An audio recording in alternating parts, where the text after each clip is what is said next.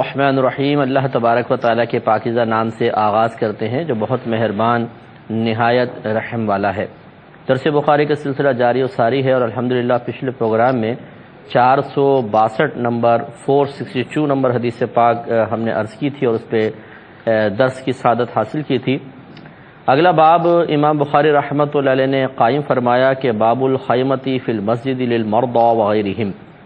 یعنی بیماروں اور ان کے علاوہ لوگوں کے لیے مسجد میں خیمہ لگانے کا باب۔ سیدہ عائشہ صدیقہ رضی اللہ تعالی عنہا اس کی راویہ ہیں اور حدیث پاک ہے 463 نمبر۔ آپ بیان کرتی ہیں کہ جنگ خندق کے دن حضرت سعد رضی اللہ تعالی عنہ کے بازو کی ایک رگ میں زخم آ گیا، وہ تلوار وغیرہ لگی یا تیر لگا تو وہ رگ کٹ گئی اور اس سے بلیڈنگ ہو گئی بہت زیادہ۔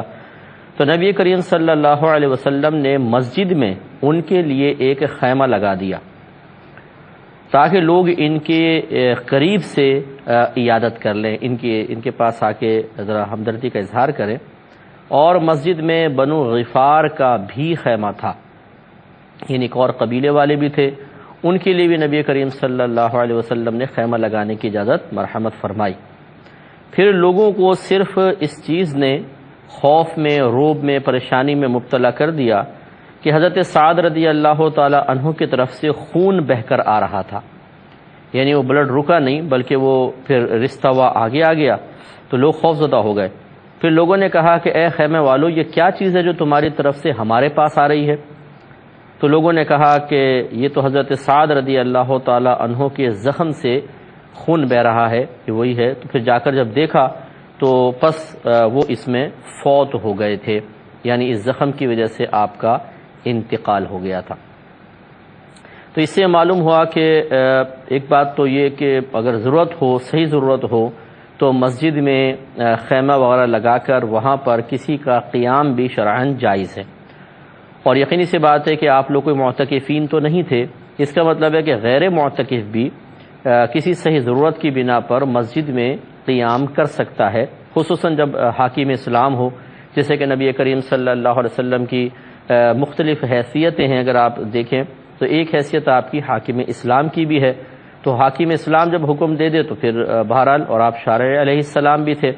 تو لہٰذا اس سے مسئلہ واضح ہوا کہ مسجد میں کسی کا عارضی قیام صحیح ضرورت کی بنا پر شرعاً بالکل جائز ہے۔ اور اس کے لیے بہتر یہ ہے کہ یہ خیمہ اسی لیے لگایا گیا کہ اگر ویسے ہی رکھتے تو انتشار ہوتا، ذرا نماز میں خلل پیدا ہو سکتا ہے کہ جب کوئی بیمار لیٹا ہو، نماز پڑھ رہے ہیں، اس کی طرف توجہ ہلے گا، تھوڑا توجہ ہو جائے گی، تو یہ خیمہ سا لگا دیا گیا تاکہ وہ اندر یکسوئی محسوس کریں اور باہر والوں کی نماز میں کوئی خلل پیدا نہ ہو۔ لیکن بہرحال یہ اجازت حاصل ہوئی کہ اگر کوئی شخص رمضان کے علاوہ جو 10 دن کے اعتکاف ہوتا ہے اس کے علاوہ بھی مسجد میں ٹھہرے گا تو اس کو ٹھہرنے کی اجازت اس وقت ہو سکتی ہے جب صحیح ضرورت ہو۔ اور بہتر یہ ہوتا ہے کہ علماء نے ارشاد فرمایا کہ اگر کوئی مسجد میں مثال کے طور پہ سونے کا ارادہ کرتا ہے، یا جیسے مسافر ہوتے ہیں بعض اوقات اور کسی جگہ کہیں ان کو قیام میسر نہیں آتا تو وہ مسجدوں میں ٹھہر جاتے ہیں، خصوصاً تبلیغ دین کرنے والے مختلف قافلے جاتے ہیں، مختلف لوگ تبلیغ کے لیے جاتے ہیں اور پھر مساجد کے اندر قیام کرتے ہیں، تو 2 دن 3 دن اگر وہاں کے آداب کا لحاظ رکھا جائے، مسجد کو آلودہ نہ کیا جائے، مسجد کے ادب اور احترام کو بالکل ملحوظ رکھا جائے تو پھر اس قیام کی اجازت ہو سکتی ہے۔ اور فقہاء نے احتیاطاً یہی ارشاد فرمایا کہ ایسے اشخاص کو چاہیے کہ جب مسجد میں داخل ہوں تو نفلی اعتکاف کی نیت کر لیں، یعنی دل میں نیت، دل کے پختہ ارادے وہ کہتے ہیں، تو دل میں ارادہ کر لیں کہ میں نفلی اعتکاف سے ہوں، بس ہو جائے گی، اعتکاف سٹارٹ ہو جائے گا۔ یا پھر زبان سے کہہ لیں نویت سنت الاعتکاف، میں نے سنت اعتکاف کی نیت کی۔ سنت اس کو اس لیے کہتے ہیں کہ نبی کریم صلی اللہ علیہ وسلم نے بھی اعتکاف فرمایا اس اعتبار سے، اگرچہ یہ نفلی اعتکاف ہوتا ہے۔ تو اس کے علماء نے فرمایا کہ اس کے بعد اگر کوئی شخص مسجد میں کھاتا ہے، پیتا ہے یا سوتا ہے تو اس کے لیے کراہت نہیں رہے گی، کیونکہ معتکف کے لیے بضرورت مسجد میں ان چیزوں کی اجازت ہوتی ہے۔ اور یہ ہم تمام دیکھنے والوں کی خدمت میں بھی گزارش کرتے ہیں، خصوصاً جو مسجد کی کمیٹیاں ہیں، جو مسجد میں جلسے وغیرہ کرواتی ہیں، محافل کا اہتمام کرواتی ہیں، درس قرآن ہیں، درس حدیث کا اہتمام ہوتا ہے، اور بعض اوقات وہاں پر کھانے پینے کا بھی سلسلہ چل نکلتا ہے۔ تو یہ اکثر دیکھا ہے کہ لوگ اعتکاف کی نیت کے بغیر ہی وہاں پہ کھاتے پیتے ہیں، اور بعض اوقات تو قالین پہ گرا رہے ہوتے ہیں، مسجد کو آلودہ بھی کر رہے ہوتے ہیں۔ یاد رکھیں یہ سب خلاف سنت ہے، بلکہ بعض صورتوں میں گناہ بھی ہے کہ اگر مسجد کو آلودہ کیا تو گناہ کی صورت بنے گی۔ اس لیے کمیٹی کو چاہیے کہ بہتر یہ ہے کہ وہاں نہ کھلایا جائے، بلکہ پیکٹ سسٹم رکھے جائیں کہ لوگوں کے ہاتھ میں دے دیں، اب گھر جا کے کھائیے، تاکہ مسجد اس سے آلودہ ہی نہ ہو، اور اس کو مسجد میں لائیں بھی نہیں، وہ باہر ہی اس کا انتظام ہونا چاہیے تاکہ لوگ نکلتے جائیں اور باہر ان کے ہاتھ میں پکڑاتے جائیں، یہی عافیت کا راستہ ہے۔ لیکن ہمارے ہاں جو چوپال بنتی ہے مسجد، جو منڈی کا ایک منظر پیش کرتی ہے کہ بکرا منڈی میں اتنا شور نہیں ہوتا ہوگا، مچھلی منڈی میں نہیں ہوتا ہوگا جتنا ہماری مساجد کے اندر ان اوقات میں شور ہوتا ہے۔ اتنا شور و غل کریں گے، اتنا شور و غل کریں گے، کچھ انتہا نہیں۔ حالانکہ رحمت کونین صلی اللہ علیہ وسلم کا واضح فرمان عالی شان ہے کہ مسجد کو پاگلوں، بچوں اور بلند آوازوں سے بچاؤ۔ بلند آواز سے مراد ہے جو ذکر الہی کے علاوہ بلند آواز، کیونکہ ذکر الہی تو کر سکتے ہیں، جیسے اذان ہے، خیر اگرچہ وہ مسجد کے اندر نہیں دیتے، حجرے وغیرہ میں ہے، لیکن اسپیکرز وغیرہ ہوتے ہیں، آواز گونجتی ہے، یا قراءت امام صاحب کرتے ہیں تو بلند آواز ہوتی ہے، تقریر کرتے ہیں، بیان کرتے ہیں تو آواز بلند ہو جاتی ہے، یہ منع نہیں ہے۔ یہ وہ بلند آواز ہے کہ جو ذکر الہی کے علاوہ ہے، جیسے ہمارے ہاں فضولیات ہوتی ہیں، بعض اوقات ایسی مساجد بھی دیکھی ہیں کہ جمعے کی نماز ختم ہوئی، اب یہ آپس میں ملاقات شروع ہوئی تو اتنا شور و غل، اسی طرح عید کے اندر ہر شخص لاؤڈلی بولنا شروع کر دیتا ہے، شاید وہ شور کی وجہ سے اپنی آواز کو دوسرے کے کانوں تک پہنچنے کو کے بارے میں یہ محسوس کرتا ہے کہ شاید پہنچ نہیں رہی، تو وہ تھوڑا سا اور بلند کرتا ہے، یہی سنت دوسرا پوری کرتا ہے، تیسرا پوری کرتا ہے، اور سب جو بلند آواز سے بولتے ہیں تو ایک بہت ہی خطرناک قسم کی صورتحال سامنے آتی ہے، جس سے بچے ایک منفی اثر قبول کرتے ہیں۔ ہم نے دیکھا ہے مساجد کے اندر اکثر جو مطلب عمر رسیدہ حضرات ہوتے ہیں، اگر بچہ تھوڑا بھی شور کر دے، یہ اس سے زیادہ شور کرنا شروع کر دیتے ہیں، اور خاموش ہو جاؤ، دفعہ اور نکل جاؤ مسجد سے باہر۔ اتنا بچوں نے نہیں بدتمیزی کی تھی جتنا بے ادبی کا ارتکاب ان ڈانٹنے والے صاحب نے کر دیا۔ اور پھر یہی وہ صاحب ہوں گے کہ جیسے ہی نماز ختم ہوگی، ابھی آپس میں بزرگان دین ملاقات کرتے ہیں آپس میں تو اتنا شور کرتے ہیں کچھ حد نہیں۔ آپ کو کہہ کر تو بتا دیں کہ ابھی تو آپ بچے کو ڈانٹ رہے تھے اور کان پکڑ کے اس کو کہہ رہے تھے مسجد سے باہر نکل جاؤ، تم شور کر رہے ہو، اور آپ کیا کر رہے ہیں یہاں پر؟ تو اب یہ ایسا کہیں گے تو بس وہ برا مان جاتے ہیں، اپنی غلطی دیکھنے کے لیے کوئی تیار نہیں ہے، خود پر تنقید برداشت کرنے کے لیے کوئی تیار نہیں ہے، دوسروں پر روب جمانے کے لیے اور اپنے آپ کو صاحب تقوی، شاید صاحب تقوی ظاہر کرنے کے لیے دوسروں کے ساتھ اس قسم کا معاملہ ہو جاتا ہے۔ تو بہرحال خلاصہ کلام یہ ہے کہ مسجد کو آلودگی سے بچانا لازم ہے، اس کے لیے صحیح اہتمام ہونا چاہیے، اور بضرورت مسجد میں قیام ہو سکتا ہے، اعتکاف کی نیت کی بات کر لیں تو بہتر ہے۔ حضرت سعد رضی اللہ تعالیٰ عنہ کے بازو پہ زخم آیا اور بلیڈنگ ہو رہی تھی، تو نبی کریم صلی اللہ علیہ وسلم نے آپ کو مسجد میں رہنے کی اجازت مرحمت فرمائی۔ علت یہ لکھی ہے تاکہ لوگ آسانی سے آپ کی عیادت کر سکے۔ معلوم ہوا کہ یہ صحابہ کرام علیہم رضوان میں رائج تھا، خود نبی کریم صلی اللہ علیہ وسلم نے یہ تصور عنایت فرمایا کہ اگر کوئی بیمار ہو جاتا ہے، کوئی پریشان ہوتا ہے تو اس کے پاس آ کر ہمدردی کا اظہار کیا جائے۔ حالانکہ صحابہ کرام علیہم رضوان اپنی کیفیات پہ بہت زیادہ غالب اور اپنے تمام پریشانیوں میں مکمل طور پہ اللہ تبارک و تعالیٰ کی طرف رجوع کرنے والے تھے۔ ایسا نہیں تھا کہ اگر کوئی ان کی مطلب مزاج پرسی نہ کرتا، عیادت نہ کرتا تو شاید وہ معاذ اللہ کوئی شکوہ شکایت میں مبتلا ہو جاتے، یہ تو وہاں تصور بھی نہیں کرنا چاہیے، کیونکہ وہ اللہ تعالیٰ کی رضا پر راضی رہنے والے لوگ تھے۔ لیکن ہمارے نبی کریم صلی اللہ علیہ وسلم نے ہمیں ایک طریقہ اور سلیقہ سکھا دیا کہ اگر کوئی آپ کا قریبی دوست ہیں، رشتہ دار ہیں، اور خصوصاً جو اللہ تعالیٰ کے راستے میں نکلتا ہے اور پھر کسی آزمائش میں مبتلا ہو جاتا ہے، تو اس کی عیادت کرنی چاہیے، اس کے پاس جا کر ہمدردی کے جملے بولنے چاہیے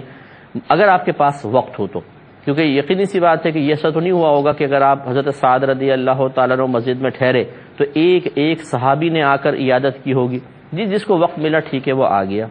تو ضمناً یہ بھی ایک ہم عرض کر دیتے ہیں کہ بعض اوقات ہم بیمار پڑتے ہیں تو ہم گنتے ہیں کہ کون کون آیا اور کون کون نہیں آیا، شمار کیا جاتا ہے، فلایا فلایا فلایا، پھر کہتے ہیں دیکھ لو میں کتنا بیمار ہوا، فلا نہیں آیا مجھے دیکھنے کے لیے، اب یہ بیمار پڑے گا ہم بھی کبھی نہیں جائیں گے۔ اب اس کا بدلہ لینے کے ٹھان لیتے ہیں فوراً. ارے بھائی کوئی بیچارے کی مجبوری ہوگی،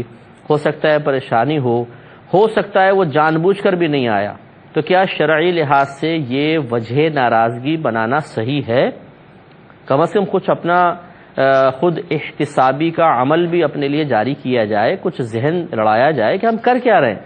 کس مقام پہ ہمارے لیے ناراض ہونا شرعاً جائز ہے اور کس مقام پہ ناراض ہونا گناہ اور حرام ہے. کوئی پرواہ نہیں ہے، اپنی عقل سے فیصلے کرتے ہیں، شریعت کو رکھ دیتے ہیں سائیڈ میں اور خود فیصلے کرنا شروع کر دیتے ہیں. تو یاد رکھیں کہ عیادت کرنا، کسی کے پاس جا کر ہمدردی کے، پیار محبت کے دو جملے بول دینا، مزاج پرسی کرنا، یہ امر مستحب ہے.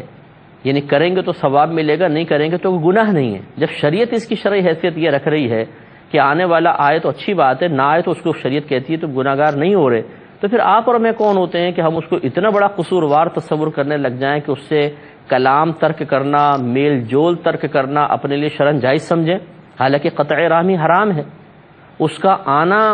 نہ آنا حرام نہیں تھا، نہیں آیا ٹھیک ہے، ثواب سے محروم ہوا، اور اگر صحیح مجبوری کی بنا پر نہیں آیا تو پھر ثواب سے بھی محروم نہیں ہوگا، اللہ تعالیٰ اس کی نیت کے مطابق اس کو اجر عطا فرمائے گا. جبکہ قطع رحمی کرنا،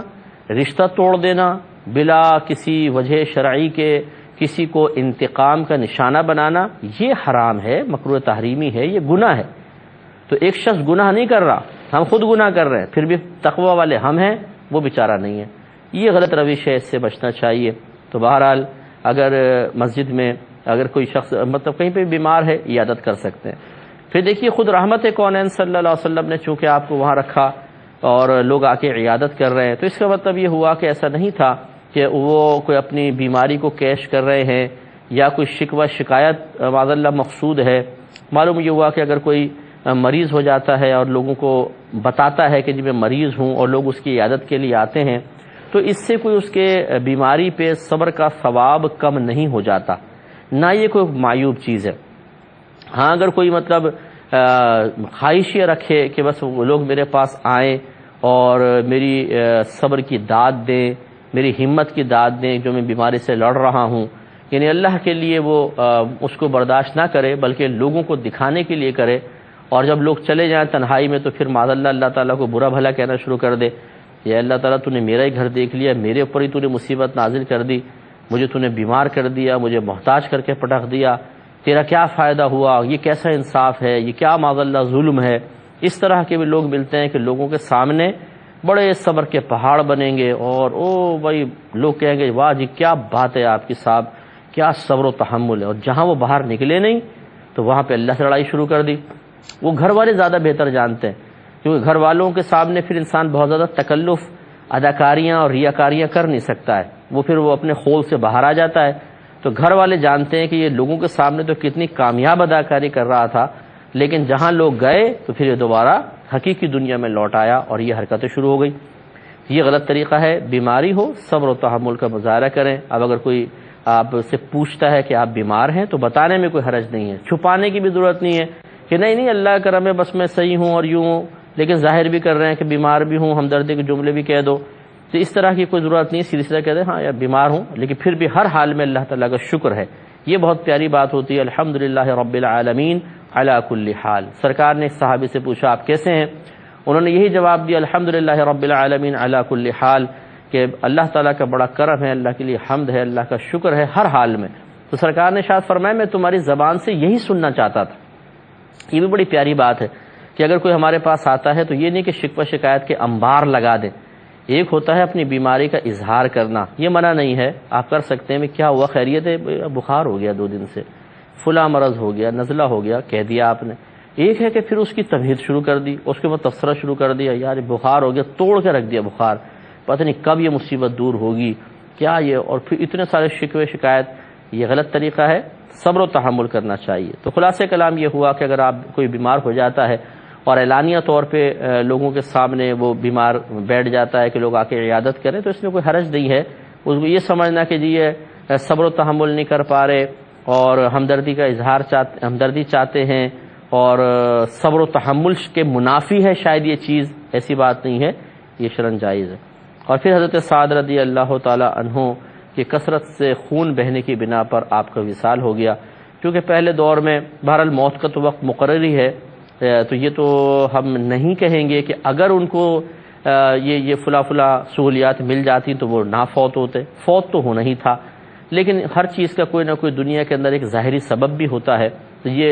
بلیڈنگ اس کا ظاہری سبب بن گئی کہ اس دور میں اس طرح اچھے انداز سے ٹانکے وغیرہ لگانے کا اور دیگر علاج کا، یہ بلڈ وغیرہ روکنے کا اتنا مؤثر انتظام نہیں تھا، تو آپ کو یہ شہادت حاصل ہو گئی۔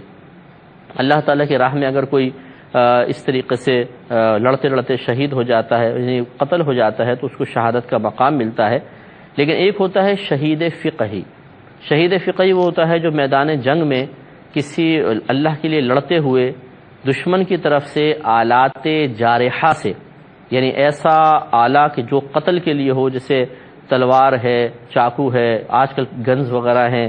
اگر وہ مطلب اس کو لگ جاتی ہیں اور پھر وہ ادھر ہی اس کا انتقال ہو جاتا ہے اسی زخم کی وجہ سے، اور اسے وہاں سے اٹھا کر تیمار داری کے لیے لے جایا بھی نہ گیا ہو، آپ کو جیسے لے کر آ گئے، لایا بھی نہ گیا، ادھر ہی ان کا انتقال ہو جائے، اسے کہتے ہیں شہید فقہی۔ ان کے بارے میں حکم یہ ہوتا ہے کہ ان کو غسل نہیں دیا جائے گا، اسی طریقے سے ان کو ان کی نماز جنازہ پڑھ کے ایز اٹ از ان کو دفنانے کا حکم ہے، تاکہ میدان محشر میں یہ اسی طرح خون آلودہ جسم کے ساتھ اٹھیں اور اللہ تعالیٰ کی بارگاہ سے ایک ایک قطرے کے بدلے میں انعام پائیں۔ لیکن اگر کوئی میدان جنگ میں زخمی ہو گیا، پھر وہاں سے اس کو اٹھا لیا گیا اور کہیں اور لے جا کے تیمار داری وغیرہ کی گئی، اب ان کا وصال ہوا، تو شہید تو وہ کہلائیں گے کہ اللہ کی راہ میں اس زخم کی وجہ سے ہوئے، لیکن شہید فقہی نہیں ہوگا، تو ان کو پھر غسل بھی دیا جائے گا اور باقی تمام کارروائیاں کی جائیں گی۔ تو اس سے بھی معلوم ہوا کہ دیکھیں صحابہ کرام علیہم الرضوان نے اپنی جانیں مذہب اسلام کے لیے قربان کر دیں۔ ان کا بھی گھر بار ہوگا، ان کے ماں باپ ہوں گے، بیوی بچے ہوں گے، دوست احباب ہوں گے، ان کے پاس بھی مال و متاع تھا، لیکن جب دین اسلام کے لیے قربانی کا وقت آیا تو انہوں نے اپنے آپ کو پیش کیا اور اس طریقے سے مقام شہادت حاصل کر کے دنیا سے رخصت ہوئے کہ قیامت تک کے لیے اپنے ناموں کو روشن کر گئے۔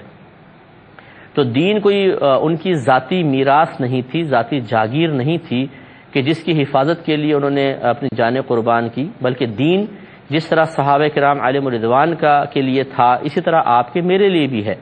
دین تو ہمارے اللہ کا ہے اور اس نے ہمیں دین اسلام اختیار کرنے کا حکم دیا ہے، لہذا جس طریقے سے صحابہ کرام علیہم الرضوان دین کا ایک حق اپنے اوپر سمجھا کرتے تھے اور اس کے لیے اپنی جانیں انہوں نے قربان کی ہیں، کاش جہاں پہ ہم یہ کہتے ہیں جی بتائیے گا بیوی کا کیا حق ہے، بچوں کا کیا حق ہے، ماں باپ کا کیا حق ہے، پڑوسی کا کیا حق ہے،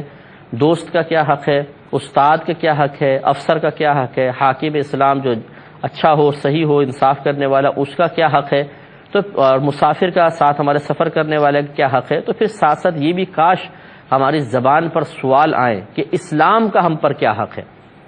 اسلام ہم سے قربانی مانگتا ہے، اسلام ہم سے وقت طلب کرتا ہے، اسلام ہم سے سرمایہ طلب کرتا ہے، تو اسلام کے لیے بھی کچھ نہ کچھ کوشش کرنی چاہیے۔ یہی صحابہ کرام کا طریقہ اور سنت رہی ہے۔ اللہ تعالیٰ مجھے اور آپ کو عمل پیرا ہونے کی توفیق عطا فرمائے، آمین۔ وآخر دعوانا ان الحمد للہ رب العالمین۔